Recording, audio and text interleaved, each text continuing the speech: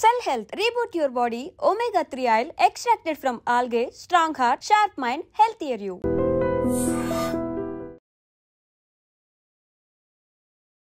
Welcome to iDream media.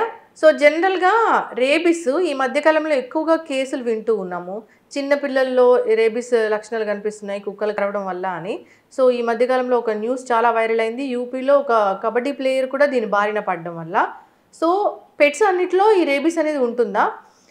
So rabies వ్యాధి బారిన పడకుండా మనం ఎటువంటి జాగ్రత్తలు తీసుకోవాలి, పూర్తి వివరాలు తెలుసుకుందాం. మనతో పాటు ఉన్నారు ప్రముఖ pulmonologist and critical care specialist doctor Ravindra గారు.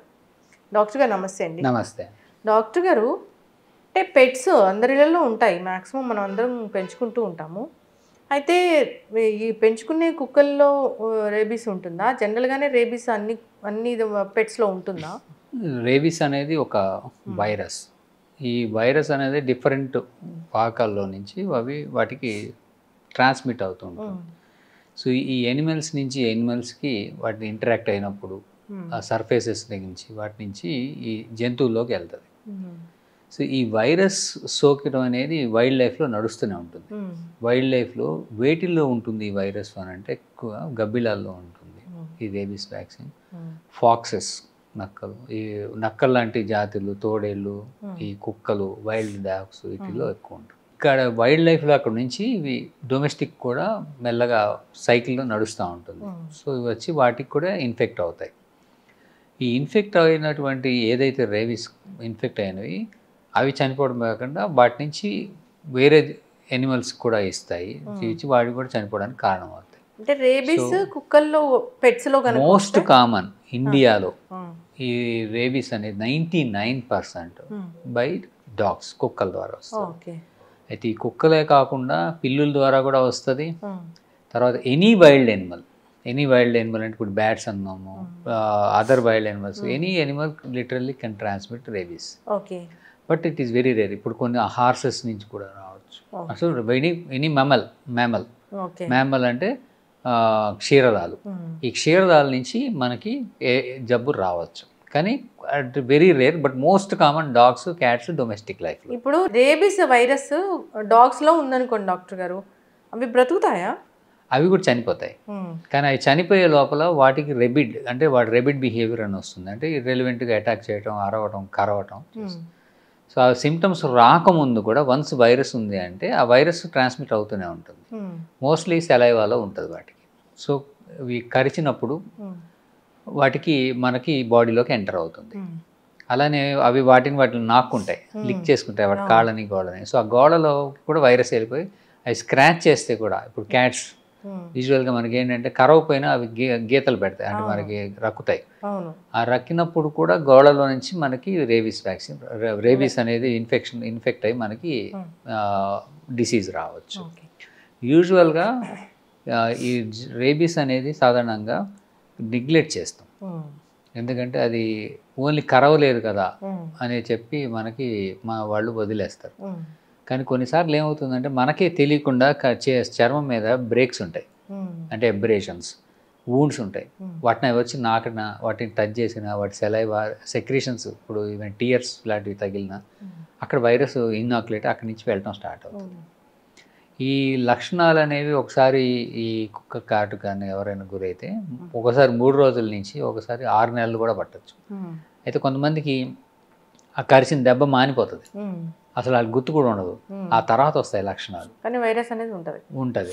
స్లోగా వెళ్తుంది. అది depends on the distance from the brain. మొహానికి దగ్గరగా అంటే బ్రెయిన్కి దగ్గరగా వస్తే తొందరగా లక్షణాలు వచ్చేస్తాయి. అదే కాలుకి, చిన్న పాదాల దగ్గర అయితే అది ట్రావెల్ చేసి బ్రెయిన్ దాకా ఎక్కేసరికి టైం పడుతుంది. సో ఇంక్యుబేషన్ పీరియడ్ కూడా డిస్టెన్స్ని బట్టి మారుతుంది. కానీ రేబీస్ అనేది వస్తే దానికి ట్రీట్మెంట్ అంటూ లేదు. సో దానివల్ల మనం భయపడాల్సి వస్తుంది. ట్రీట్మెంట్ లేదు. బొడ్డు చుట్టూ ఇంజెక్షన్ చేయించుకునే అది ప్రివెన్షన్. ఓకే. అంటే రేబీస్ రాకముందు, మనకి జబ్బు మొదలవ్వక ముందు, ఈవెన్ దో మనకు వైరస్ బాడీలోకి వచ్చిన ట్రీట్మెంట్ తీసుకుంటే అది జబ్బు కారణం చేసి, ఇదిగో ఇప్పుడు చెప్పాను కదా 6 రోజుల నుంచి 10, ఒకసారి 6 నెలలు, ఆ టైం లోపల మనకి ఇమ్యూనిటీ వచ్చి మనము సేవ్ అవుతాం. కానీ బేసిక్గా దానికంటూ ట్రీట్మెంట్ లేదు, Okay. చనిపోవడం వస్తే వెరీ రేర్, ఎక్కడో ఒకటి రెండు బతికినట్టు.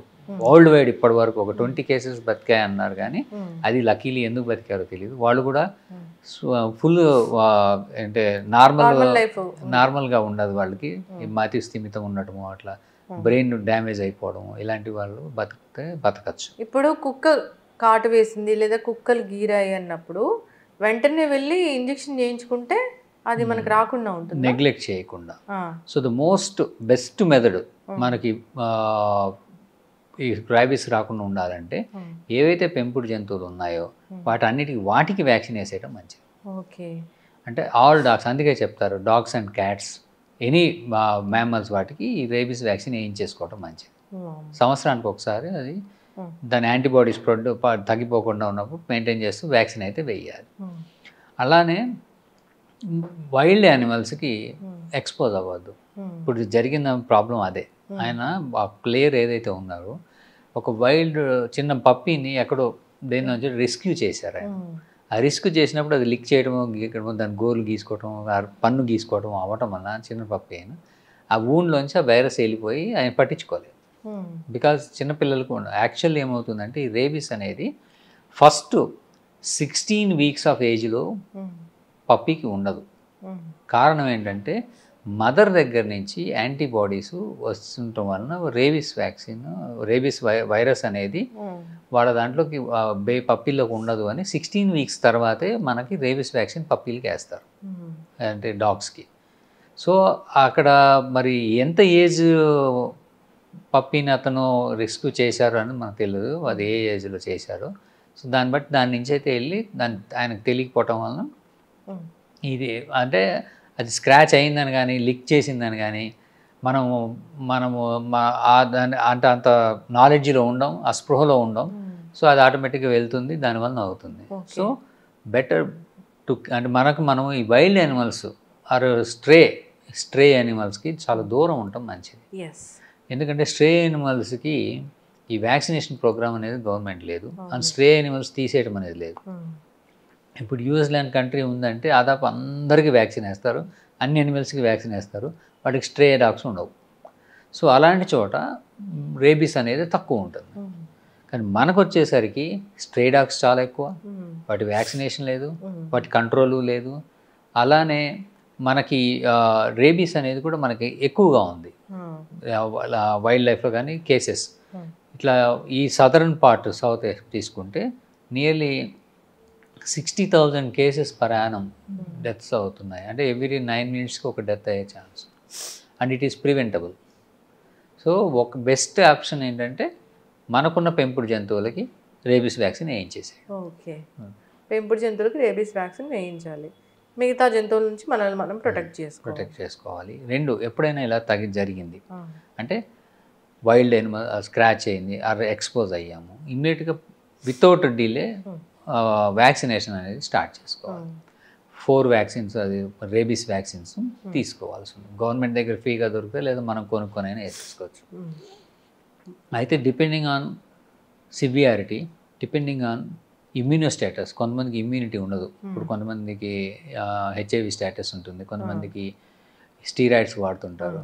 అలా ఇమ్యూన్ స్టేటస్ తక్కువ ఉంటే వాళ్ళకి ఈ వ్యాక్సినేషన్తో పాటుగా ఇమ్యూనోగ్లోబులిన్స్ కూడా ఇవ్వాల్సి ఉంటుంది. కన్ఫర్మ్డ్ రేబిడ్ కేసు బాగా ఎక్కువ వూండ్స్ అయినాయి, సో ఛాన్స్ సీరియస్నెస్ ఎక్కువ ఉంది, కొన్ని గట్టిగా బాగా ఎక్కువ వూండ్స్ అవుతాయి అటాక్లో.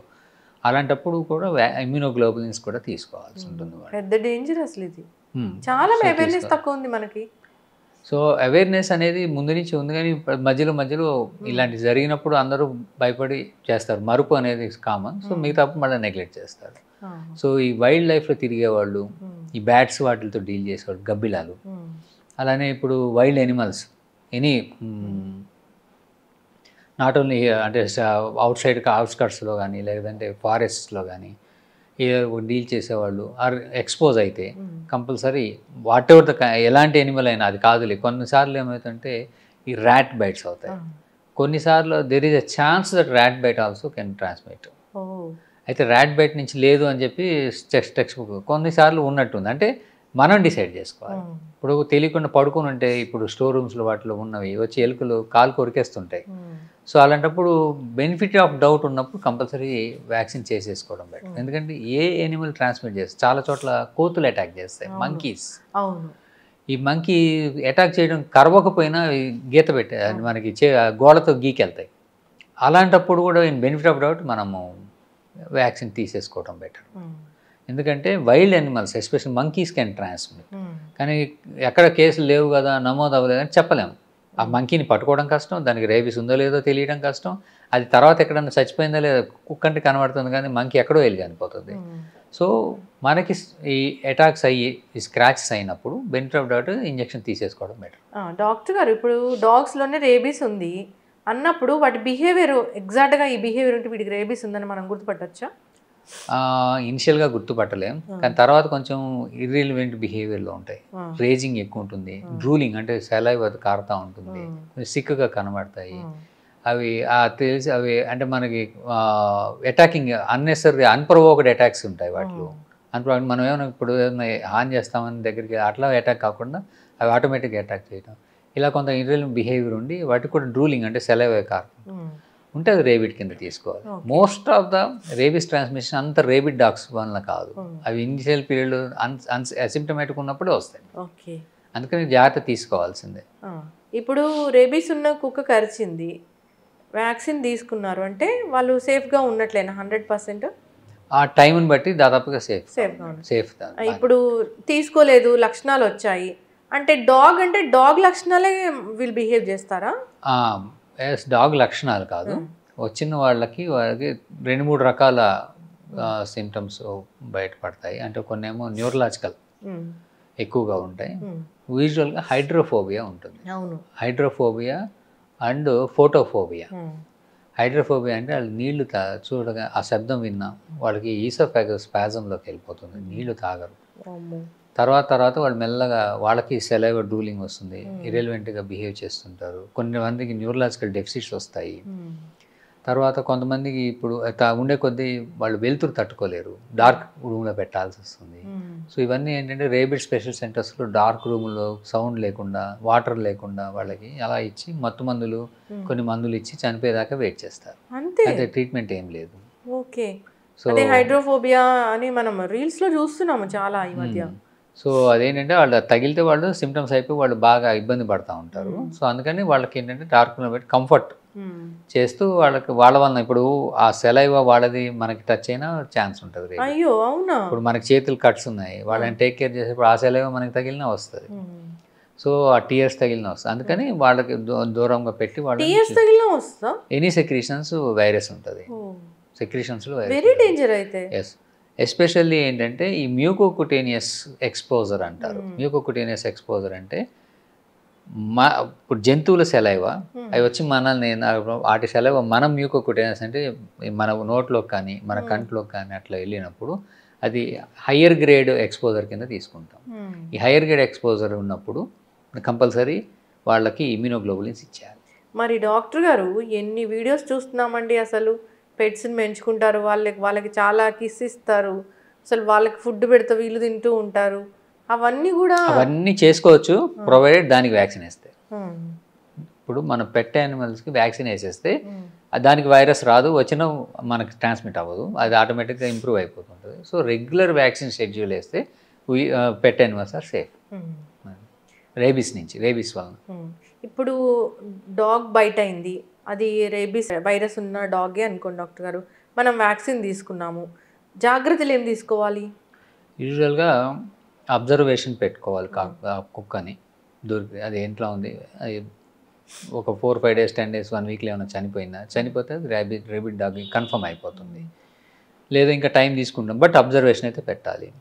2, డయాగ్నోస్ చేయడం అనేది కష్టం, ఏ టెస్టులు పంపడానికి లేదు, మనకి పూణేకి పంపాల్సి వస్తుంది. అది కూడా రీసెర్చ్లోనే ఉంది, కానీ టెస్టులు అంటూ రొటీన్గా అవైలబిలిటీ లేవు. ఏదైతే వూండ్ ఉందో వూండ్ కేర్ తీసుకోవాలి. సాధారణంగా ఏంటంటే బాగా పెద్దగా అయిన ఫస్ట్ వూండ్ని సోప్ అండ్ వాటర్తో కడగాలి బాగా మర్చిపో. అక్కడ ఉన్న వైరస్ ఈ సెలైవ్ ఏమైనా ఉంటే లోపలికి వెళ్ళకుండా కొంత కొట్టుకుపోతుంది, ఎంతో కొంత లోపలికి. ఇమ్మీడియట్గా వూండ్ వాష్ అనేది ఇంపార్టెంట్, బాగా థరో తర్వాత వూండ్ని ఎప్పుడు కట్టకూడదు. కట్టు కడితే వైరస్ లోపలికి ఎక్కువ వెళ్తుంది. అలానే వూండ్ని ఎప్పుడు సూచర్ చేయకూడదు. రేబీస్ సస్పెక్షన్ ఉంటే సూచర్ చేయకుండా ఓపెనే ఉంచాలి, కట్టకూడదు. ఓన్లీ కడగాలి. ఇంకా మన అదర్ ట్రీట్మెంట్స్ ఏమన్నా లోకల్ యాంటీసెప్టిక్స్ ఇవి మనము అప్లై చేసుకోవచ్చు. ఇది వూండ్ గురించి. రెండు, observation of the patient. Wound severity ఎక్కువ ఉండి are grade of the exposure ఎక్కువ ఉంటే ఇమ్యునోగ్లోబులిన్ ఇవ్వాలి. కొన్ని వూండ్ చుట్టూ కూడా ఇస్తారు, తర్వాత బాడీకి ఇస్తారు. తర్వాత వ్యాక్సినేషన్ కూడా స్టార్ట్ చేయాలి. అండ్ ఎప్పుడు స్టార్ట్ చేయాలి వ్యాక్సినేషన్? ఎంత తొందరగా అంటే అంత. ఫస్ట్ 24 hours 48 hours యూజువల్గా చేసేసుకోవాలి. ఎందుకంటే ఒకసారి 3 రోజులు 4 రోజులకే సిమ్టమ్స్ వచ్చేస్తాయి సివియారిటీని బట్టి. సో అందుకని as soon as possible vaccine. అందుకని సాధారణంగా ఏంటంటే అదే రోజు 0లోనే చేసేసుకోమంటారు వ్యాక్సినేషను. లేదు ఫస్ట్ 24 hours అయితే చేసేసుకోవాలి. అలానే దాటిపోయిందని టెన్షన్ పడకుండా, దాటినా కూడా ముందైతే వ్యాక్సినేషన్ స్టార్ట్ చేసుకొని ఇంకేజ్ ఒకటి అబ్జర్వ్ చేసుకొని చూసుకోవాలి. సో మిస్ అవ్వకుండా ఉండడం అనేది ఇంపార్టెంట్. చాలా జాగ్రత్తలు తీసుకోవాలి. అసలు డాగ్స్ అనేవి ఎక్కువగా తిరుగుతూ ఉంటాయి, కరిచే కుక్కలు ఎక్కువగా ఉంటుంటాయి స్ట్రీట్లో. ఈ ప్రమాదం ఎక్కువ స్ట్రే డాగ్స్ వల్ల. ఎందుకంటే పెంచుకున్న డాగులు అగ్రెసివ్ ఉంది, కరిసినా కూడా వాళ్ళు వ్యాక్సిన్ వేస్తారు కాబట్టి 99 అంటే దాదాపు అందరూ వ్యాక్సిన్ వేయించుకుంటారు, వాళ్ళకి రిస్క్ ఉంటుంది కాబట్టి దానివల్ల ట్రాన్స్మిట్ అవ్వదు. యూజువల్లీ స్ట్రే డాగ్స్ వల్లనే వస్తుంది. స్ట్రే క్యాట్స్, స్ట్రే డాగ్స్ వాటి వల్లనే వస్తుంది. ఎంత వ్యాక్సిన్ వేసినా డాక్టర్ గారు అవి పెట్స్ కాబట్టి మన సెలైవా వాళ్ళ సెలైవాతో కలిస్తే మనకి చాలా ఇబ్బందులు వచ్చే అవకాశం ఉంటుంది కదా. అంటే వన్స్ దేర్ వ్యాక్సిన్ రేబీస్ అయితే రాదు. రేబీస్ రాదు, బట్ అదర్ ప్రాబ్లమ్స్ జూనోసిస్ అంటారు. జూనోసిస్ అంటే ఎనిమల్స్ నుంచి హ్యూమన్స్కి ట్రాన్స్మిట్ అయ్యే డిసీజెస్. ఇవి చాలానే ఉన్నాయి లిస్టు. అది టాపిక్ ఇప్పుడు మనకి పెద్దది కాబట్టి ఆ జూనోసిస్ రావచ్చు. రెండు, ఇన్ఫెక్షన్ కాక ఈ సెలైవర్స్ వలన ఎలర్జీస్ వస్తాయి. ఎలర్జీస్ అంటే ఇప్పుడు పెట్ యానిమల్స్ ఏమున్నా కానీ ఆస్తమా పెరగచ్చు, స్కిన్ ఎలర్జీస్, దురదలు, కళ్ళు దురదలు, ఇలాంటివి ఎలర్జీస్ ఎక్కువగా వస్తాయి. So based on the requirement and ఆ పర్సన్ యొక్క స్టేటస్ని బట్టి వాళ్ళు దానికి దూరం ఉండటము, లేకపోతే అవాయిడ్ చేయటము, పెంచుకోకపోవటము, ఇలాంటివి చేసుకోవాలి. ఏదైనా జాగ్రత్తలు అయితే తీసుకోవాలి. సో స్ట్రీట్ డాగ్స్ని అయితే మనం ఖచ్చితంగా వాటి జోలికి పోకుండా ఉండడమే మంచిది. వీలైనంత దూరంగా నడుచుకుంటూ వెళ్ళిపోవడమే మంచిది. చాలా అంటే మళ్ళీ డాగ్ లవర్స్ వాళ్ళందరూ వేరేలాగా అనుకోవచ్చు, కానీ కాకపోతే వాటి నుంచి ఇంత థ్రెట్ ఉంది కదా డాక్టర్ గారు. డాగ్ లవర్స్తో అంటే ప్రాబ్లం ఏమి లేదు అందులో. They are not thing, they are very good take care, అంటే లవ్లీ అనిమల్స్, బాగా టేక్ కేర్ చేస్తాయి, లాయల్టీగా ఉంటాయి అన్నీ. కానీ విషయం ఏంటంటే it is dealing with when అంటే ఏంటంటే స్ట్రే డాగ్స్. అంటే వాటిని వెళ్ళి కొట్టమని, చంపేయమని, హింసించమని కాదు. సో వాటికి తగ్గట్టుగా మనము దాని నుంచి తప్పించుకోవాలంటే ఎలాంటి బిహేవియర్ చేయాలి. సో సాధారణంగా ఏంటంటే వాటికి దూరంగా ఉండటం, సాధ్యమైనంత వరకు వాటిని ఏమైనా కంప్లైంట్స్ డౌట్ ఉంటే వాటిని జిహెచ్ఎం మున్సిపాలిటీకి కంప్లైంట్ చేసి వాటిని అలాంటి యానిమల్స్ ఉంటే వాటిని క్యాచ్ చేయించడం, లేదంటే నెక్స్ట్ ఎవరైనా ఎక్స్పోజ్ అయితే ప్రొఫైలాక్సిస్ తీసేసుకోవడం ఏమైనా అయితే. అంతే చక్కగా చెప్పారు డాక్టర్ గారు. ఇప్పుడు మళ్ళీ డాగ్ బైట్ అయింది, రేబీస్ ఉన్న డాగ్ బైట్ అయింది అన్నప్పుడు ఆహార నియమాలు ఏమైనా ఉంటాయా? పల్లీలు తినకూడదు అవన్నీ చెప్తూ ఉంటారు కదా, వర్షంలో తడవకూడదు. వర్షంలో తడవకూడదు అంటే మీరు చెప్పిన హైడ్రోఫోబియా, ఇవన్నీ మిత్స్. హైడ్రోఫోబియా వస్తే వర్షంలో తడవ, అంటే జబ్బు వస్తే అవన్నీ మిత్స్. ఇప్పుడు పల్లీలు తినొద్దు అనేది టోటల్లీ రాంగ్. అది ఎందుకు తినరు అంటే పప్పు ధాన్యాలు, పప్పులు తినద్దు అని అంటారు. ఎందుకంటే చీమ్ పడుతుంది అంటారు. సో ఏదైనా వూండ్ ఉన్నప్పుడు అక్కడ మనము హీల్ అవ్వాలి అని అంటే మన తెల్ల రక్త కణాలు వెళ్ళి అక్కడ ఇన్ఫెక్షన్ రాకుండా ఫైట్ చేస్తుంటాయి. ఈ ఫైట్ చేయడం అనేది డిపెండ్స్ ఆన్ అవర్ ఇమ్యూనిటీ. మనకి రోగ నిరోధక శక్తి ఎంత ఉంది దాని మీద డిపెండ్ అవుతుంది. చాలామంది ఈ ప్రోటీన్స్ తినకపోయినా protein mall energy, mall nutrition ఉంటుంది. ప్రోటీన్ ఎనర్జీ మాల్ న్యూట్రిషన్ అంటారు, PEM. ఈ ప్రోటీన్ ఎనర్జీ మాల్ నరిష్మెంట్ ఉన్నవాళ్ళు చూడడానికి కొన్ని బాగానే కనబడతారు, కానీ వాళ్ళకి ఏంటంటే ఈ ఇమ్యూనిటీ ఉండదు. అందువల్ల వాళ్ళకి పస్సే ఫామ్ అవ్వదు. పస్సు ఫామ్ అయిపోతే జబ్బు ఎక్కువ అయ్యి సెప్టిక్ అయ్యే ఛాన్స్ ఎక్కువ ఉంటుంది. సో పస్సు ఫామ్ అవుతుంది అంటే మన ఫైటింగ్ కెపాసిటీ ఎక్కువ ఉన్నట్టు. సో వూండ్ ఉంది అని చెప్పి పప్పులు తినకపోవడం అనేది రాంగ్ కాదు, తినాలి. యాక్చువల్గా మనకి ప్రోటీన్స్ వస్తాయి. ప్రోటీన్స్ వస్తే మనకి యాంటీబాడీస్ కానీ లేకపోతే ఈ తెల్ల రక్త కణాలు ప్రోటీన్స్ ఇమ్యూనిటీ బాగుంటాం కానీ జరుగుతుంది. దానివల్ల మనకి వూండ్ తొందరగా హీల్ అయ్యే ఛాన్స్ ఉంటుంది. చక్కటి ఇన్ఫర్మేషన్ డాక్టర్ గారు. రేబీస్ వ్యాధి ప్రాణాంతకమైంది, వస్తే గనక దానికి ట్రీట్మెంట్ అనేది లేదు, చనిపోవడమే ఇంకా. ఎస్, జాగ్రత్తలు తీసుకోవాలని కోరుకుందామండి. కుక్క కరిచిన వెంటనే మీరు చెప్పిన జాగ్రత్తలతో పాటు వ్యాక్సిన్ కూడా ఖచ్చితంగా తీసుకోవాల్సిందే. అందరు జాగ్రత్తగా ఉండాలి. చక్కటి ఇన్ఫర్మేషన్ డాక్టర్ గారు, ధన్యవాదాలు. నమస్తే. Sir, one life lesson what medicine has taught you. Whatever you can do without expecting. But I really believe మన పాజిటివ్ యాటిట్యూడ్ ఉంటేనే మనం ఏదైనా సాధించగలం. గట్ ని మనం కరెక్ట్ గా డీల్ చేసినట్లయితే అది మనకి పాజిటివ్ హార్మోన్స్ ని రిలీజ్ చేస్తుంది. షుగర్ వచ్చిన వాళ్ళ పరిస్థితి ఏంటి? పొట్ట దగ్గర పెరిగితే దాన్ని ఆండ్రాయిడ్ అంటారు, ఆండ్రాయిడ్ ఫోన్ కదా. అసలు థాట్స్ ఎందుకు వస్తాయి? బ్రెయిన్ డెడ్ అంటే దానికి ప్రపంచం అంతా కూడా కొన్ని నిర్దిష్టమైనటువంటి లక్షణాలు. మానసికంగా ధైర్యంగా ఉంటే క్యాన్సర్ జయించవచ్చు. You are a doctor for a cause sir, అంతే. వాళ్ళకి వచ్చిన ఆదాయం కాకుండా ఫ్రీ సర్వీస్ ఎంతమందికో చేస్తారు.